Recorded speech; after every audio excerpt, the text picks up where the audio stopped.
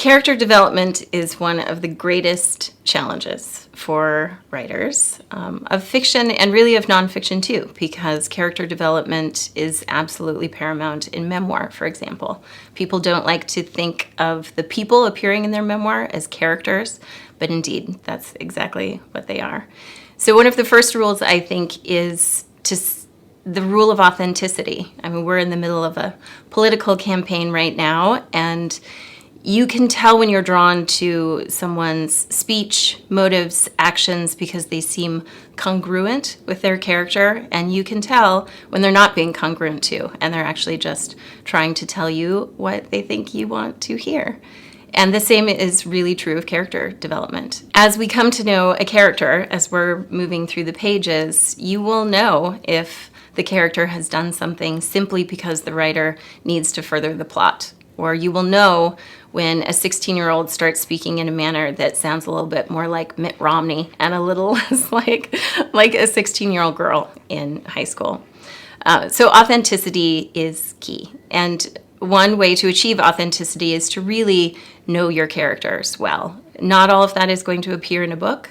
Lots of people sketch them out and have every plot point, every detail of their characters written down for them. It's important to say that that doesn't all go into the book. It doesn't all appear on the page because we don't need to know how they would vote, what they eat for breakfast. Not all of those details will be important, but for the writer, it's critical that they know how would they act in this moment. What would they say in this moment? But there are two, I like to boil it down to 2 points, and I call them Darth Vader and the sheepdog, and they don't appear in the same story. But the point around Darth Vader is this, that authentic people in our lives and authentic characters are not uniformly bad and they're not uniformly good. And this happens in memoir and in fiction, where you have a main character or a nemesis or someone who is so evil that they're one-dimensional, and there's nothing really very interesting about that. And I like to remind people that Darth Vader, in the end, this is one of our great icons, right, of evil in popular culture. Even in the end, Darth Vader sacrificed himself for his son. That made Darth Vader infinitely more interesting than if he was just an evil overlord trying to crush galaxies. Olive Kittredge is another great example. For those who have read that book, she's maddening. She's hateful. She is this woman that, by sort of page 30, you really want to despise her. And right then is when we see her vulnerability. Right then is when she makes a joke and you realize she's funny and she's tender and she's tough and she's still hateful, but it adds so much more dimension and depth. So the rule of Darth Vader. And then we come to the sheepdog. One thing is that readers are like working dogs. And if you don't give them work to do, they become destructive. So if you are doing the work for the reader on the pages, the reader's going to get bored or they're going to get angry. And one common way that people try to develop character is, I'm going to give you a great piece of dialogue and we're going to see what the character said, and I'm going to get a hint of what I'm supposed to take away from this. And right after you do that, you're going to tell me exactly what the character was thinking when they said that. You're going to show me every movement that they had in reaction to another piece of dialogue. You've done my work for me. There's nothing for me to infer. There's nothing subtle or nuanced about that. You're just really making sure I got the message. And not only is it not necessary, it's not elegant writing. One of the things that I'm starting to realize the more I'm doing this is that there are some instructive lessons from Hollywood, of all places, that I think anybody from narrative nonfiction writers to novelists, at least the novelists that are coming to us, can take. And that is, you want to imbue your character with certain traits that really engage people, that make us care immediately. We care about this person. We like this person. We get into their skin and behind them. We are rooting for them in a sense. And then from there, you also want to add dimensionality, complexity. There's something going on with this person, either internally or externally, that's a challenge of some kind. or an issue that needs to be overcome, or something that, again, engages us on a level, and then knowing what we know about the character when we're introduced to them and knowing what they're about to confront or be faced with, it raises a question. Will they X? Can they possibly? What, and so there are areas that might be overcome, areas to be resolved, and so on. But I think it's really dimensionality that oftentimes we don't get a real sense of anybody in life. You can probably list any number of attributes to that person that makes them interesting, and that's what we want to bring to the page. Perhaps the most helpful thing, in thinking about character development is that that meeting new characters in a novel is a little bit like meeting people for the first time when you've moved to a new town. Everybody is new to you. You don't know anybody. And the way we approach new people is by interpreting or by culling information from our first impressions. So first impressions count. So the way a person speaks, the way he dresses, what car she drives, the way they laugh. Do they laugh too much, too little, or not at all? So those first impressions really count. And we intuitively draw information from that. So one big piece of advice that grows out of that is that the background or information dump that so many writers are tempted to use is absolutely unnecessary. Start by simply using first impressions, giving us details, often stereotypical details about a character, so we can kind of classify them. Say that's step one. Step two, let us hear how they speak. The way a writer speaks says a lot about a person. Geographical background, age, educational background, social status, all those things flow into the way we talk, into our speech patterns, the vocabulary we use, and even what we talk about and whether we talk much or little. So every writer needs to make sure that the words they put into their characters' mouths are the character's words and not the writer's words. That is one of the big problems, that I deal with on a daily basis, is that the dialogue is written the way the writer speaks, or even worse, the way the writer writes. So natural dialogue has a lot to do with how people actually speak and who they are. Step three is give your characters idiosyncrasies so they become a little bit more relatable. So, for example, what I mean by that is make an extraordinary character ordinary with an idiosyncrasy, or make an ordinary character extraordinary. So, for example, let the President of the United States chew gum just before he gives, an important speech, or let your, the trash collector in your fictional town, let him sing a Wagner opera in a beautiful baritone while he's collecting your trash. So that's another way of saying, make your characters as rounded as possible. We all have so many contradictions, so give us these contradictions. Don't create purely stereotypical characters or cardboard cutouts. Step 4, don't forget that characters have relationships. If we go back to meeting character, to the fact that meeting characters is like meeting people in a new town, when we get to know people, we learn a lot about them, when they interact not only with the people we also know, but when they interact with with their family, with their friends, and that is what you want to show us. So because every single character has a social network where they are liked, where they are important, where they matter to people. So even a bad guy has a mother who loves him, and he presumably loves his mother as well. So again, give us rounded characters that have a social network around them, and give us an idea of who they are and how they interact with them. Step 5 is motivate the character's behavior. Even though it may seem that people's behavior is random and haphazard. It is not. At the most basic level, we are all wired to avoid pain and to seek pleasure. So show us your character's pain and show us their pleasure.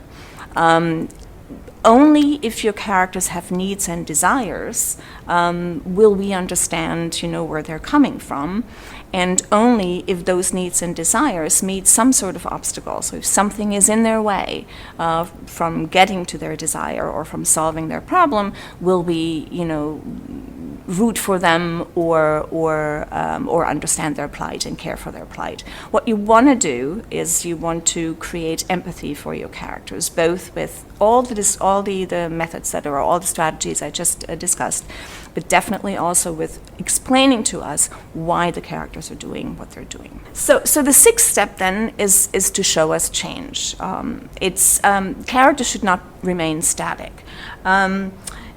As your novel progresses, the plot has to affect the character, so that's one part of the change, and at the same time, your character has to affect the plot. So in other words, he or she has to be active.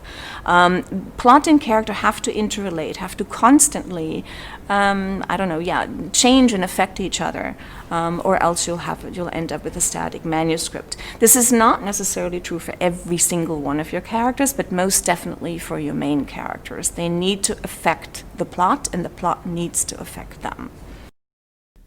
Some tips for writing compelling fictional characters. I always start with the people from my own life, people that I know who are always folks who say or do things that you're not ever supposed to say or do, the characters who immediately when they walk into a room create conflict.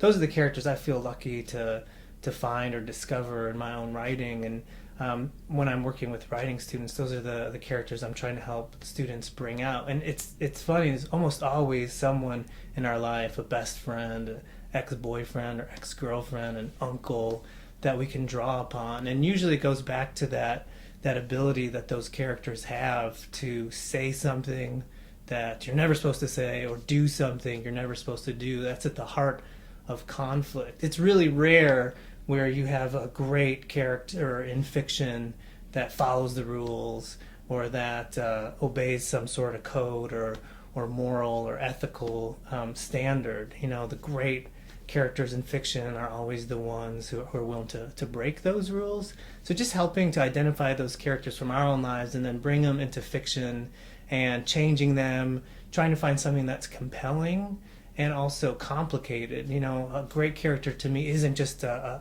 hero or a villain. They have shades of both. There's a complexity to those characters, and those are the characters I'm excited to read about. And so, that's what I'm hoping to explore in my own writing. First, you need to ask yourself, what does your character want? What does this person want? I'm talking primarily about the main character here. What does he want? What does he need? And what is going to keep him from achieving that goal? So you need to look at what's pushing back against your character and how he's going to solve those problems. So that brings in what are your character's strengths and what are your character's weaknesses. His weaknesses are going to be the things that keep him from achieving his goals, cause him problems in the process. And then his strengths are going to be the ways he solves the problems. Those are the things he'll draw upon to solve problems. The other thing you need to look at when you're doing character development, for example, Demetrius in my book is a pretty tormented, troubled character. He has a lot of issues and problems.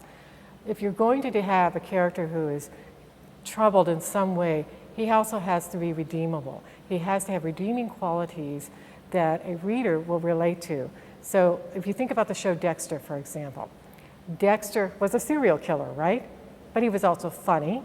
He had a strong sense of justice. He didn't go just randomly killing people. He killed really bad guys. He also had a strong sense of family loyalty. He was loyal to his sister. He was loyal to the people that he loved. And so all of those things make us like him, even though this guy is really and truly a serial killer. And he's constantly fighting that urge to kill.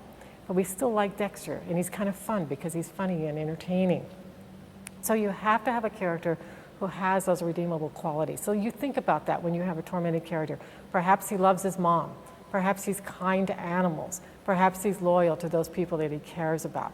Perhaps he's extremely honest. He'll never cheat anyone. that type of thing. You know, perhaps he gives his clothes away because he's so generous. So you want those redeeming factors to come into play, even though your character may be somewhat troubled and difficult. The other thing to think about when you're developing very relatable and fully developed characters is opposites.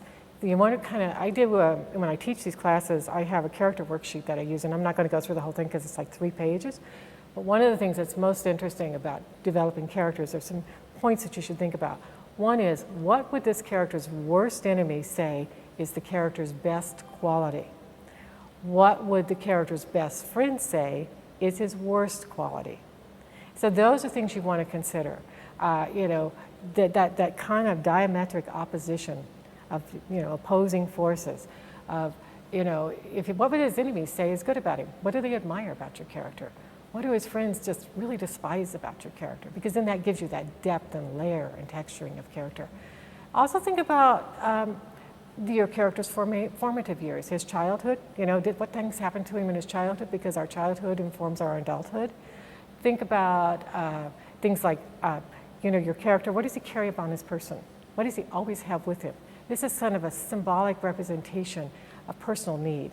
So if a character is hungry, they may always carry a source of food, a loaf of bread, or a snack, or whatever, if your character grew up hungry. If your character grew up and was abused in some way, they may carry a weapon. These things that address those personal needs.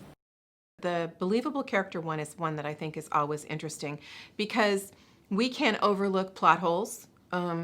We can overlook a lot, but if we don't connect with the character, we're done.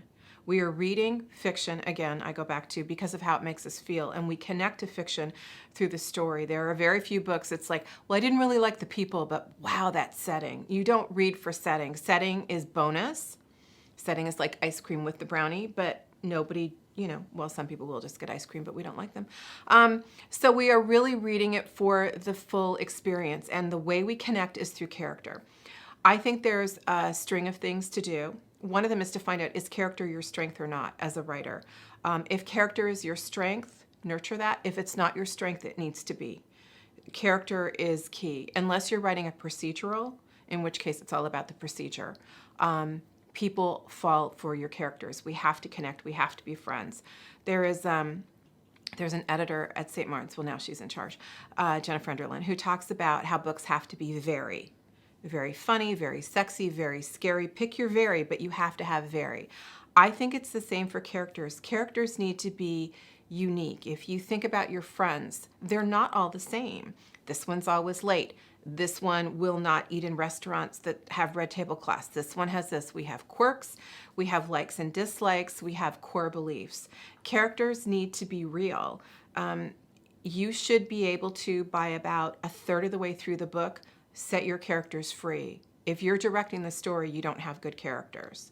So, and I acknowledge none of this is overly concrete, it's more of a feeling, but they have to be real. They have to be people we could know. And then depending on the kind of writer you are, as a romance writer, I write women that you want to be friends with, you want to go to lunch with, and you write men that you want to fall in love with and have hot monkey sex with. So that's my job, is to make you feel those feelings.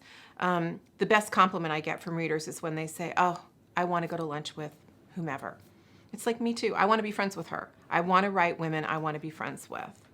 So whatever your genre is, that's what you have to look at. How do your readers connect to your characters, and give them a way in to do that? A lot of times we talk about starting the book on the day everything changes. If you do the hero's journey, there's the ordinary world, and the ordinary world is great, but most of the time we don't need, unless you're writing Harry Potter, we really don't need much ordinary world. Give us one sentence of ordinary world and let's go. Let's get on the journey. People are no longer willing to invest the time they were before in books. We live in a world of Twitter. The attention span of the reader has gotten shorter. I used to tell aspiring writers they had 5 pages. Now I tell you, you've got to the bottom of the page, whether it's digital or paper. One of two things will happen. At the bottom of the page, they will breathe. They will either inhale with tension or they will exhale with relief. If they exhale with relief, it's like, I'm in.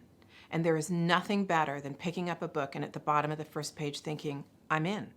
That's what we want. So that's what you as the writer have to do. They need to be all in.